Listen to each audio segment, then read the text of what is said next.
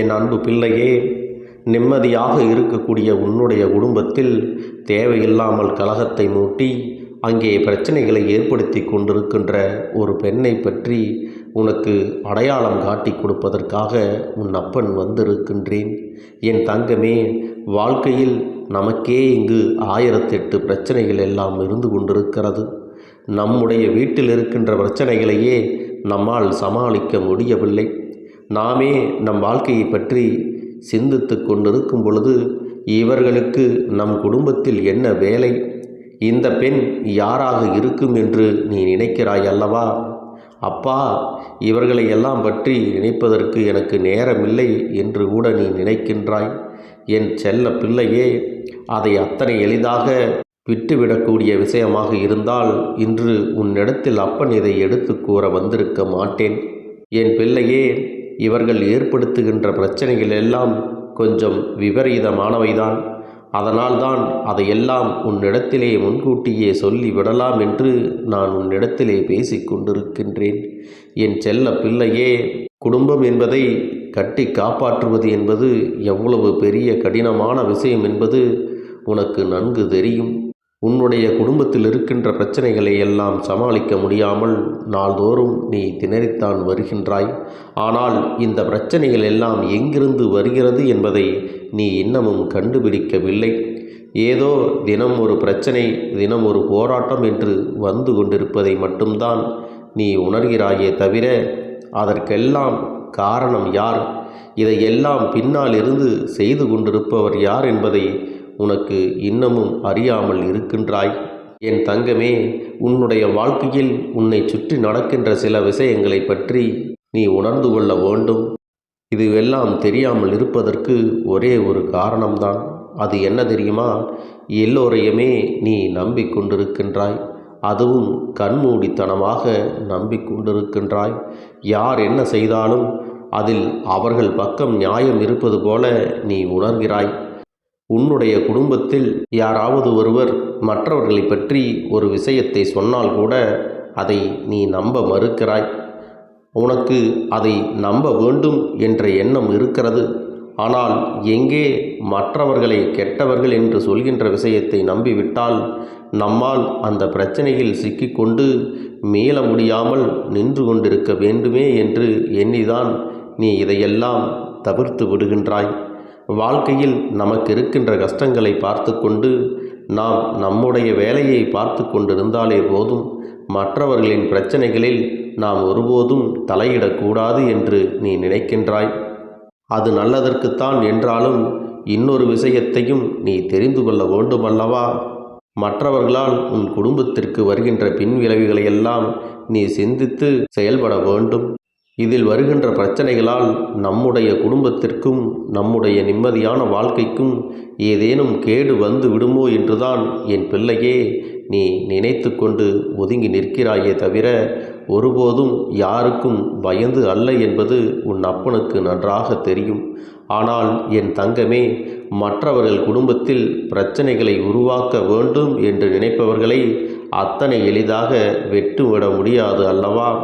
அவர்கள் உனக்கு மிகவும் நெருக்கமானவர்களாக இருக்கின்ற பட்சத்தில் நீ அதனை தெரிந்து கொள்ள வேண்டும் அல்லவா?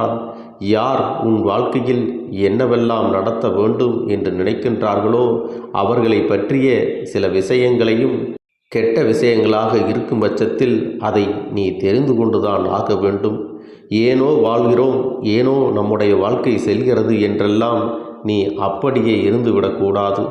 உனக்கென்று வாழ்க்கையில் பிரச்சனைகளை ஏற்படுத்தி கொடுக்கக்கூடியவர்கள் உன் அருகிலேயே இருக்கின்றார்கள் என்று தெரிந்தால் நீ அவர்களிடத்தில் எச்சரிக்கையாகவும் கவனமாகவும் நடந்து கொண்டு இனி வரக்கூடிய பிரச்சனைகளை எல்லாம் நீ தவிர்த்து விடலாம் அல்லவா? ஏனென்றால் அவர்கள் அத்தனை சுலபமாக உன்னுடைய வாழ்க்கைக்குள் நுழைந்து உனக்கு பிரச்சனைகளை எல்லாம் எளிதாக ஏற்படுத்தி கொடுக்கின்றார்கள். அவர்கள் உன் வாழ்க்கையில் நுழைந்து எத்தனை பெரிய தவறுகளையும் எளிதாக செய்து விடுகின்றார்கள். சில சமயங்களில் அவர்களுடைய குணம் அப்படி. அவர்கள் என்னவோ செய்துவிட்டு போகட்டும், அவர்களை அப்படியே விட்டு விடலாம் என்று கூட நீ நினைக்கலாம். என் குழந்தையே, உன்னுடைய பெருந்தன்மையான மனது உன் அப்பன் எனக்கு இல்லை ஏனென்றால் என் குழந்தைக்கு வாழ்க்கையில் ஏற்பட்ட பிரச்சனைகள் எல்லாம் அத்தனை பெரிது. அவர்கள் உனக்கு கொடுத்த கஷ்டங்கள், நீ சிந்திய கண்ணீர், இதையெல்லாம் மறந்துவிட முடியாது அல்லவா?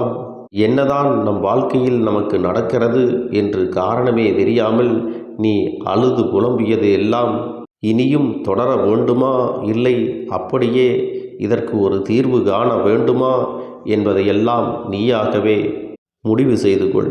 இவர்களுக்கெல்லாம் சரியான தண்டனையை கொடுக்க வேண்டியது இந்த அப்பனுடைய பொறுப்பாக இருக்கிறது.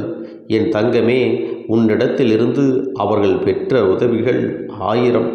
ஒரு நாள் கூட அவர்களுக்கு நீ எதையுமே செய்ய மறுத்தது இல்லை. இது போன்ற குணங்களை கொண்ட என்னுடைய பிள்ளை உனக்கு துரோகங்களை செய்ய இவர்களுக்கு எப்படி மனம் வந்திருக்கிறது? அது மட்டுமல்ல, இவர்கள் இதையெல்லாம் நீ கண்டு கொள்ளாவிட்டால் இன்னும் எந்த எல்லைக்கு வேண்டுமானாலும் செல்வார்கள். அதனால் உன் குடும்பத்தில் கலகத்தை மூட்டுகின்ற அளவிற்கு எண்ணங்களை கொண்டவர்கள் யாராக முடிக்க முடியும்? அவர்களுடைய அடையாளத்தையும் அப்பன் உன்னிடத்திலே சொல்லிவிடுகிறேன். நான் சொல்லும் பொழுதே அவர்களின் புகைப்படமானது உன் கண் முன்னாலே வந்துவிடும். என் பிள்ளையே, நான் சொன்ன பிறகு நீ அவர்களை பற்றி என்ன நினைக்கின்றாயோ அதை அப்படியே செய்து விடலாம். ஏனென்றால் அவர்கள் செய்கின்றது அத்தனையும் சுலபமான காரியம் கிடையாது. அவர்கள் உன் வாழ்க்கையில் செய்து கொண்டிருக்கின்ற விஷயம் சகித்து கொள்ளக்கூடிய விஷயம் அல்ல. என்னாலும் குடும்பத்திற்குள் இருக்கின்ற நிம்மதியை கெடுத்து ஏதோ ஒரு பிரச்சனைகளை மூட்டிவிட்டு கொண்டே இருப்பது மற்றவர்களுக்கு வேடிக்கையாக இருக்கக்கூடாது அல்லவா? இதற்கு பிறகும் நீ இவர்களை எல்லாம் கண்டுகொள்ளாமல் இருந்துவிட்டால் அவர்கள் நாம் என்ன செய்தாலும் கண்டுகொள்ள மாட்டார்கள் என்ற எண்ணம் அவர்களுக்குள்ளே வந்துவிடும். அது உனக்கு மட்டுமல்ல, உன்னுடைய சந்ததிகளுக்கும் நல்லது அல்ல. ஏனென்றால் இதை பழக்கிவிட்டாயானால் உன்னுடைய எதிர்காலத்திலும் இது தொடர்ந்து கொண்டேதான் வரும். என் தங்கமே, அப்பன் சொல்லக்கூடியது ஒரு பெண். அந்த பெண்தான் இது போன்ற ஒரு காரியத்தை துணிந்து செய்கிறாள். அவர்கள் உனக்கு தந்தை வழியில் அவரோடு பிறந்த ஒருவருடைய பிள்ளை ஆவார் என்பதை நீ மறந்து விடாதே என் தங்கமே. அது மட்டுமல்லாமல் உன்னுடைய இல்லத்திற்கு அவர் அடிக்கடி வந்து சென்று கொண்டிருப்பவர். உன்னுடைய குடும்பத்தில் அதிகமான அக்கறை கொண்டவர் போல உன்னுடைய இல்லத்தில் நடக்கின்ற எல்லா விஷயங்களிலும் முன் நின்று செய்வது போல செய்து கொண்டிருப்பவர். ஆனால் மனதிற்குள் எந்த நல்ல எண்ணங்களும் உன் குடும்பத்தின் மீது அவருக்கு இல்லை. அது மட்டுமல்லாமல் மற்றவர்களிடத்தில் என்னாலுமே ஒரு விஷயத்தையும் யாருக்கும் அவ்வளவு எளிதில் நன்மையாக செய்து விடுவது கிடையாது. உன்னுடைய குடும்பத்தில் உன்னுடைய உடன் பிறந்தவர்கள் மூலமாக அவர்கள் பெற்ற லாபங்கள் எல்லாம் ஏராளம். பணத்தை கூட கொடுத்துவிட்டு திரும்ப வேண்டாம் என்று சொல்கின்ற அளவிற்கு உதவிகளை செய்திருக்கின்றீர்கள். ஆனால் இந்த உதவிகளை எல்லாம் சிறு துளி அளவு கூட அவர்கள் மதிக்கவில்லை. அவர்கள் மனதில் இவர்கள் செய்த உதவிகளை சிறிதளவு நினைத்து பார்த்திருந்தால் கூட அந்த நன்றி என்பது இருந்திருக்கும். ஆனால் அந்த நன்றி உணர்வு கூட இவர்களிடத்தில் இல்லாமல் போய்விட்டது. அது மட்டுமல்ல, அந்த பெண்ணிற்கு உடன் பிறந்தவர்களும் சில காரியங்களை எல்லாம் செய்வதற்கு உடந்தையாக இருக்கிறார்கள் என்பதுதான் இன்னமும் அதிர்ச்சியான ஒரு விஷயமாகும். ஏனென்றால் அவர்களும் உன்னுடைய குடும்பத்தில் மிகுந்த அக்கறை கொண்டவர்கள் போல நடித்து கொண்டிருக்கிறார்கள். என் தங்கமே, அவர்களுக்கும் இவர்களுக்கும் என்ன எண்ணங்கள் இருக்கிறது தெரியுமா? அவர்களுடைய குழந்தைகள், அவர்களுடைய வம்சமானது நன்றாக இருக்க வேண்டும். உன்னுடைய குடும்பமானது நன்றாக இருக்கக்கூடாது. உதாரணத்திற்கு சொல்ல வேண்டும் என்றால், படிப்பு சம்பந்தமான விஷயமாக இருந்தாலும் சரி, வாழ்க்கை சம்பந்தமான விஷயமாக இருந்தாலும் சரி, அவர்களுக்கு சிறப்பாக எதுவும் கிடைத்துவிடக்கூடாது என்று நினைக்கின்றார்கள். இவர்களது எண்ணத்தை அப்பன் எடுத்து சொல்லும் பொழுதே உனக்கு சில விஷயங்கள் எல்லாம் புரிந்திருக்கும். ஏனென்றால் உன்னுடைய வாழ்க்கையில் சில முடிவுகளை எல்லாம் எடுக்கும் பொழுது அவர்கள் அதற்கு எத்தனையோ முட்டுக்கட்டைகளை போட்டிருக்கிறார்கள். உனக்கு ஆலோசனைகள் சொல்வது போல தவறாக வழிநடத்தியும் இருக்கிறார்கள் என்பதையெல்லாம் நீயாகவே நினைவுபடுத்திக் கொள்வாய். என் செல்லமே, இப்படி இருக்கக்கூடியவர்களுக்கு தண்டனை கொடுப்பது நியாயம்தானே?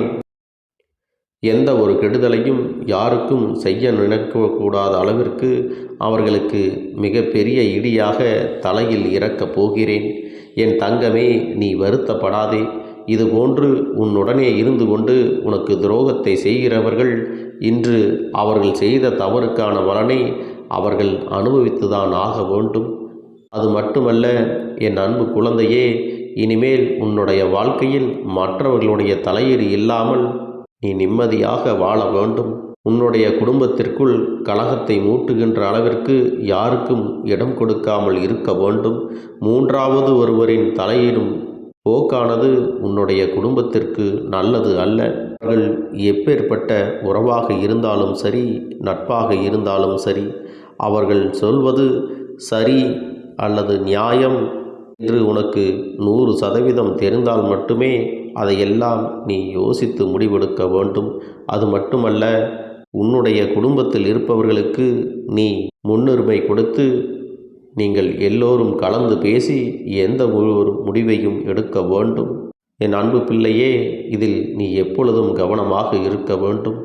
என் செல்ல குழந்தைக்கு இந்த கருப்பண்ணசாமியின் ஆசீர்வாதங்களும் அன்பும் துணையும் என்றென்றைக்கும் முழுமையாக கிடைத்து கொண்டே இருக்கும்.